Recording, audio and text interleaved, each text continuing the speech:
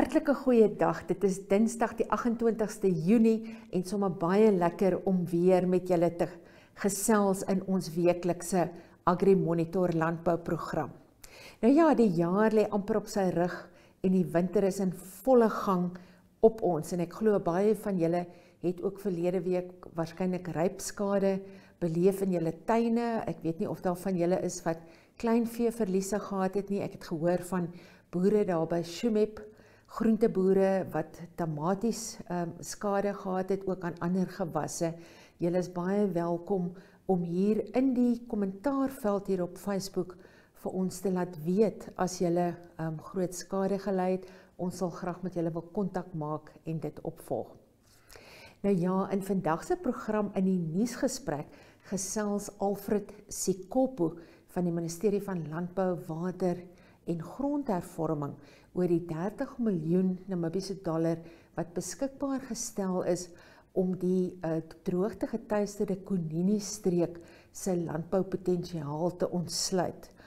Beter grondbestuursprogramme in te stel en produktiwiteit op kommunale plase te verhoog. Hy gesels dan in die nuusgesprek daaroor. En dan in ons plaas toe segment bring ons vir julle die tweede aflewering van Elvira Hattingh se besoek aan die Otjiwarongo byeboer, meneer Radeck. Ekskuus, het ek nou net vir 'n oomblik daar sy naam vergeet. Nou hy gesels oor geleenthede vir jong boere om in byeboerdery betrokke te raak en hy sê ook waarom dit belangrik is om by hierdie byeboere se vereniging aan te sluit en georganiseerd dan met bye te boer. Nou ja, bly ingeskakel, dis sommer 'n lekker vol program en ons sluit oudergewoonte ook weer af met ons veilings van die volgende week. Ons kyk hoe lyk die landboudagboek en ook hoe die vleispryse daar uitsien.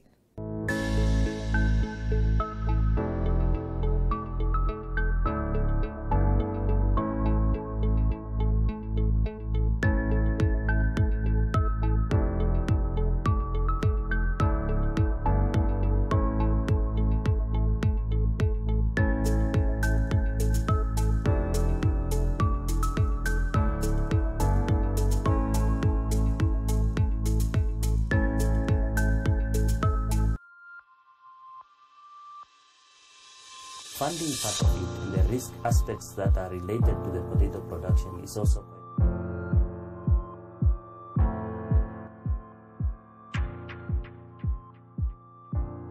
My name is Alfred Sikopo. I'm the Director for Resettlement and Regional Program Implementation in the Ministry of Agriculture, Water and Land Reform. We are currently in Koreas discussing about the development for communal land program in Namibia, especially in Kunene. The ministry have decided to bring the program for communal land development to Kunene region after we have developed in a number of regions. So Kunene is hopefully one of the regions to also benefit. So we have set aside some dollars, about 30 million Namibian dollars for the development of infrastructure in Kunene.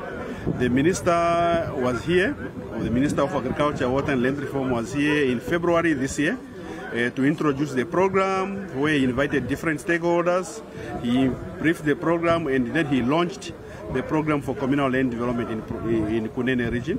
And from there on, we have started with the implementation, with the planning phase. So we are now in the planning phase where we are identifying some areas where we can develop this infrastructure. We have hired the consultants, the DRFN, where we have went to all different constituencies in the region to consult some communities, because we cannot just start identifying the areas without consulting some communities. So traditional authorities, farmers union, conservancies, they were all invited in different areas where we have consulted them to identify some of the focal areas. After that, we have now decided to organize a workshop.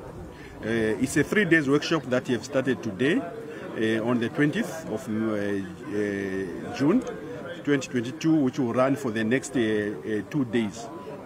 So this is the workshop where we have invited Kunene Regional Council, we have invited conservancies, We have invited line ministries such as the Ministry of Environment, Forestry and Tourism and all other ministries. We invited communal land boards of Kunene. We have invited the organizing committee for local level participatory planning in Kunene. All these different stakeholders are gathered here for 3 days to discuss the identification of focal areas. Because before we start planning infrastructure and identify beneficiaries for this program, we need to know which are the focal areas where we are going to develop this infrastructure. This is why we are here today, because it's so difficult, because Kunene is covered by conservancies. There are about 39 conservancies in Kunene region. And we cannot identify focal areas that are overlapping with core areas of the conservancy. We need to make sure that we identify areas where it can be developed for agriculture commercialization. There are a number of different land uses: conservancies, community forests, we have crop production, livestock production.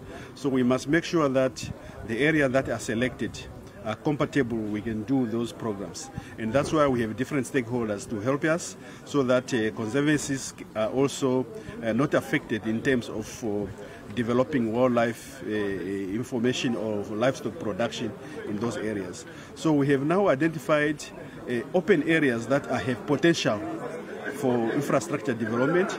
We have more than 20 areas that are identified so far. So today was just to identify those areas, and then the next day, which will be tomorrow, will be to cascade those areas to a number of not more than 5 areas. Because the limited resources that we have, we cannot have more than 5 areas, because it will cost about 5 million to 7-8 million to develop a focal area fully with all the infrastructure that the farmers need. So we can only identify not more than 5 areas. So tomorrow we'll have a task now to discuss all the information that was provided to all the members of the group. They will now use the information so that we can cascade the areas. So we believe that by the 3rd day, we are going to have our areas identified. And once these areas are identified, we will now start planning with the organizing committee so that we can do the socio-economic survey of these areas. We can now do the mapping of these areas, because for us to identify infrastructure to be developed, we need to map the area so that we can see what do they have, what they don't have. And that is what we'll be doing in the next 3-4 months, so that these areas are mapped, and then we can come back again here in Korihas now to identify the type of infrastructure. Is it boreholes, is it multi-purpose crawls, or what type of infrastructure? This will depend on the farmers, because we need to go back on the ground and discuss with the farmers to identify the infrastructure themselves, because they need to plan for themselves. We are only here to coordinate the planning, but they need to identify it themselves. So that's what we'll be doing. The planning is expected to be finalized by September, October there, so that we can finalize. Then next year, we start with development.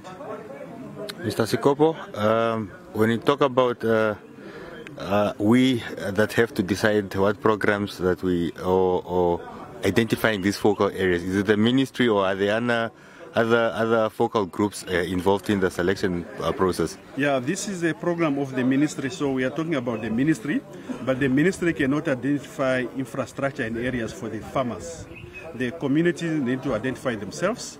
So we have hired the Desert Research Foundation of Namibia as a consultant, and we also have established a committee called Kunene Local Level Participatory Planning Organizing Committee.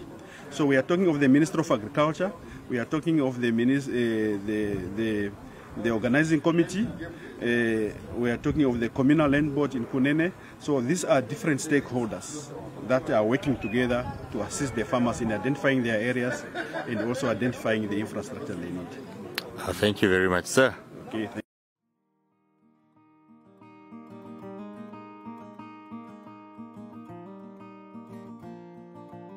Agri Monitor is jou weeklikse landbouprogram wat jou die jongste nuus bring oor die landboubedrywighede, produkte, dienste en onderwerpe wat hiermee verband hou. Ons streef daarna om uit te reik na alle boere, landbou- en finansiële instellings, sowel as landbou-entoesiaste. Die program word op NTV en oneup2.com uitgesaai en word ook op Agri Monitor, Republikein en Namibia Media Holdings se platforms gedeel. Agri Monitor fokus op die nuusgesprek, plaas toe, dagbesoek, vleispryse en veilings. Vir enige advertensie of nuusverwante navrae, kontak agrimonitor@synergy.com.na.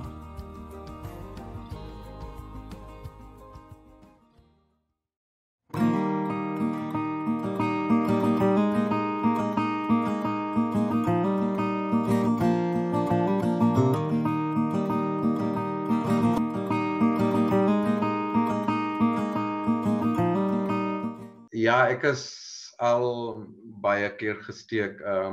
Met my eerste korf was ek die eerste gesteek gewees. Hulle het my op een dag tot 30, 40 keer gesteek. Daar het ek ook eers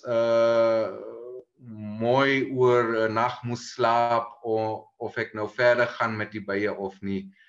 Maar deesdae ek swel nie meer op nie, maar dit hang af van elke persoon na elke persoon, of hy nou immuun raak teen die byegif of nie.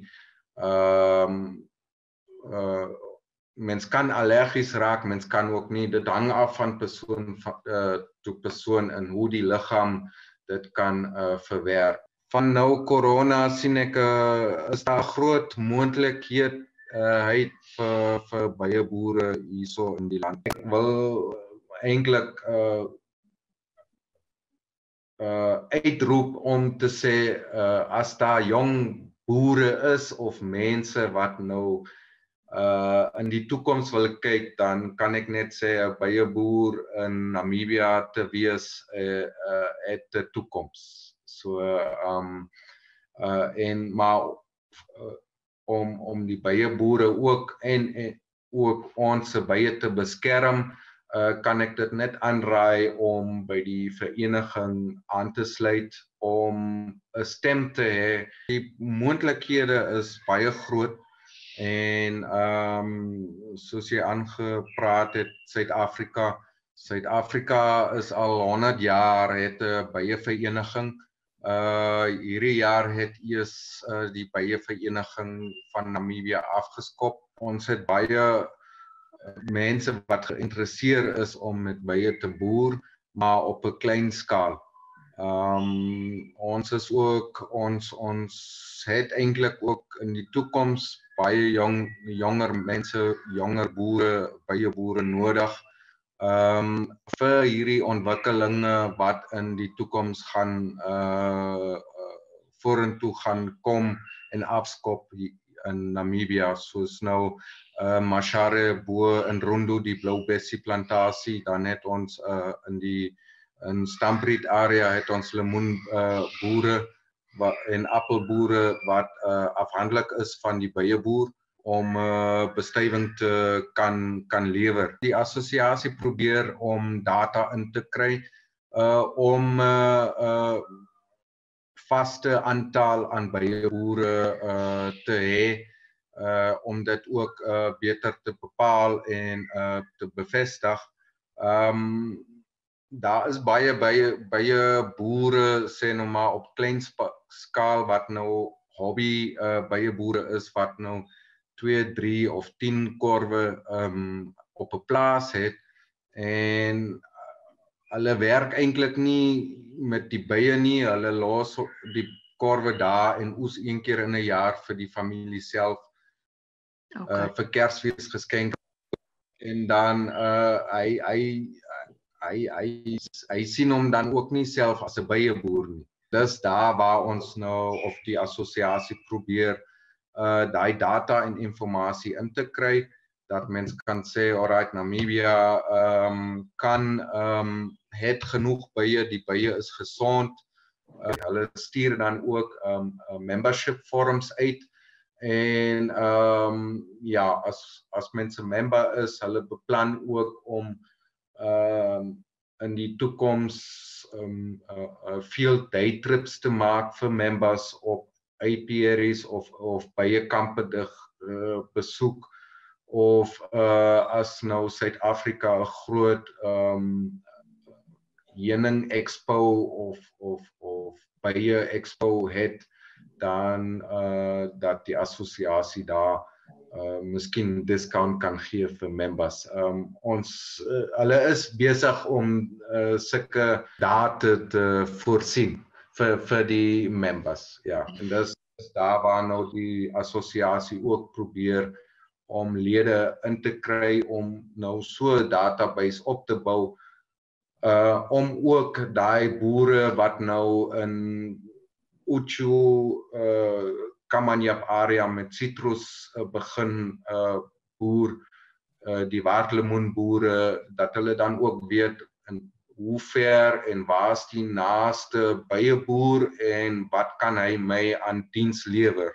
Hulle is ook op Facebook.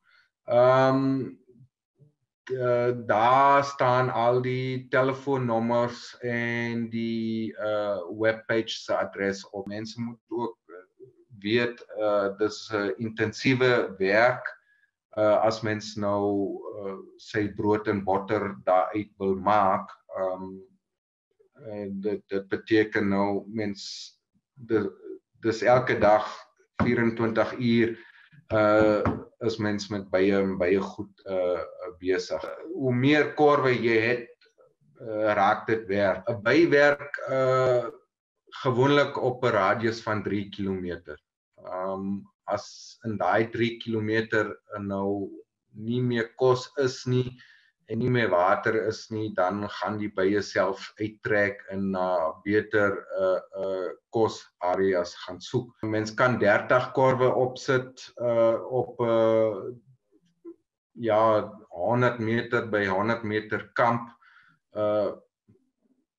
op 'n area van 3 km, maar mens moet ook weet wat staan daar. Ek kan nou nie 30 bye aan die Namibbrand opsit nie, korwe, want daar is net eenvoudig geen kos nie of min water. So daar sal ek een korf ten minste kan aanhou. Maar mens moet dan ook miskien hulle op wintertye dan ook voer. Waar nou op plantasies soos die bloubessies of 'n sitrusplantasie, daar is verskillende riglyne beperk gewees van Suid-Afrika al jare terug. Mens kan omtrent op 'n sitrusboord kan mens bepaal 1 korf per hektar, maar dit hang ook af hoe groot jou korf is. En mens kan natuurlik meer korwe opsit, 4 byekorwe per hektar sitrus byvoorbeeld, maar dan moet mens ook oppas dat daar genoeg kos is vir die bye, anders het hulle nou al die bome oorwy en kry dan honger. Die byeboere, mens het sy heuning, mens het sy wasproduksie, mens het sy bye wat mens as swerms ook kan verkoop. Mens kan korwe bou. Op die oomblik importeer ons baie korwe, houtkorwe van Suid-Afrika af, waar skrynwerker hierso ook 'n toekoms kan opbou om byekorwe vir die land te verskaf met rampies en alles. So daar's 'n groot verskeidenheid aan opsies vir byeboere en watse area hulle wil gaan. Nou met die afgelope 2 jaar het ek plus minus 150 swerms verwyder hierso in Otjiwarongo wat nou ingetrek het in tyres en drums en skoolpale. So ek kan nie sê dat ons byepopulasie nie gesond is nie. Ek kan ook nie sê dat hulle gesond is, omdat daar nog steeds baie faktore onder staan, soos nou hoekom is daar so baie bye in die dorp? Wat gaan in die veld aan? Is die bye nou oor die charcoal produksie wat ons hierso in die omgewing baie het, dat daar nie meer kos is in die veld vir die bye nie, of is dit oor die brande wat ons laas jaar gehad het in die jare daarvoor? Dis baie moeilik om dit te bepaal, maar wat ek nou die afgelope maande en jare van die 21-22 se reën gehoor het van plaasboere is dat hulle gesê het hulle sien weer bye aan hulle waterposte. So dis 'n goeie indikasie dat daar bye in die veld nog is.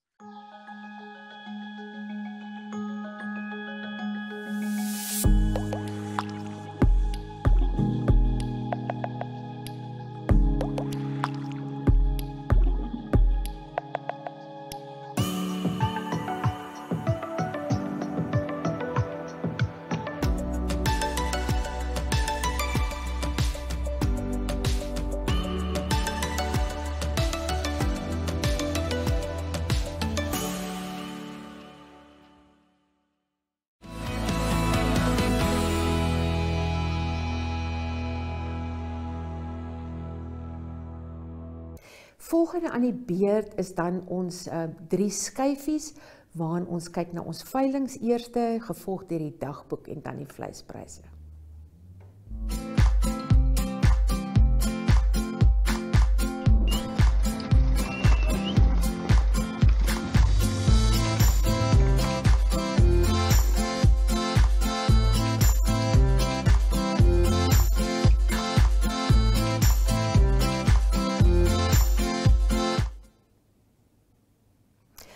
Op Woensdag 29 Junie bied WLA by Hoogveld 'n grootveeveiling aan, NLA het by Aranos die kerkveiling, Agra het op Grootfontein en Karasburg veilings en Namboer bied in Windhoek 'n pluimveeveiling aan. Op Donderdag 30 Junie het WLA by Windhoek 'n grootveeveiling, Agra het 'n veiling op Keetmanshoop, as ook in Windhoek bied Agra die Mareta en Teenskootse kleinvee produksieveiling aan. En Blouberg het by Otjiwarongo 'n veiling. Vrydag die 1 Julie het WLA by Gobabe se grootveeveiling, NLA het by Mariental 'n groot en kleinvee veiling, en dan op die 5de Julie volgende Dinsdag onthou Agra se veiling by Rehoboth en NLA se veiling op die plaas van Deventer.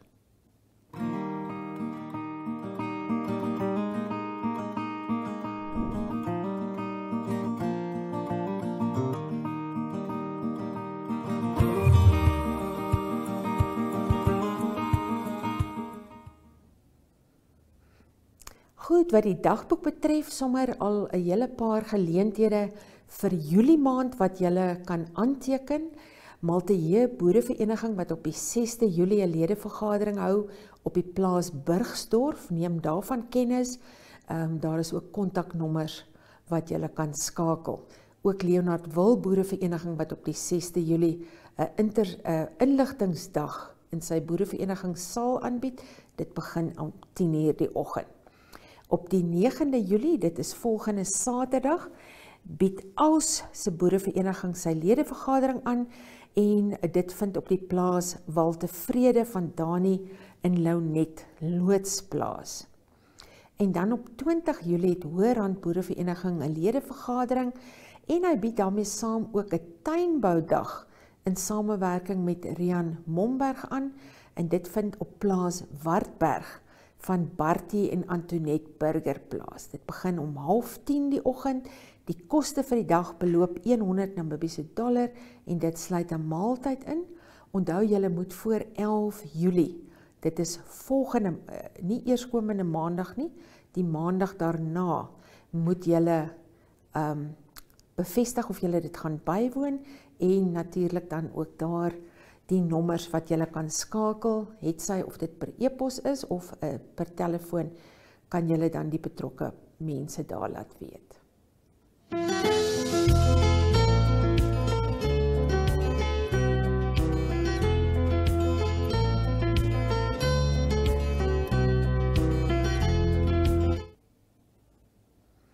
Nou ja, ons vleispryse, soos ontvang van die Vleisraad van Namibië en vir die program geborg deur Feedmaster, die abattoirpryse kan julle daar sien onveranderd vanaf verlede week, geen verandering nie, maar wat die veilingspryse betref, is dit nie beskikbaar gestel nie, so ons kan ongelukkig nie vir julle die veilingsgemiddelde deurgee, soos wat dit verlede week by veilings in die land gelyk het nie.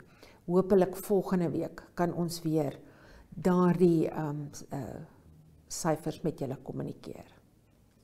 Nou ja, daarmee kom ons aan die einde van vandag se program. Ek groet julle almal en ek wens julle 'n baie geseënde boerderyweek toe. Totsiens.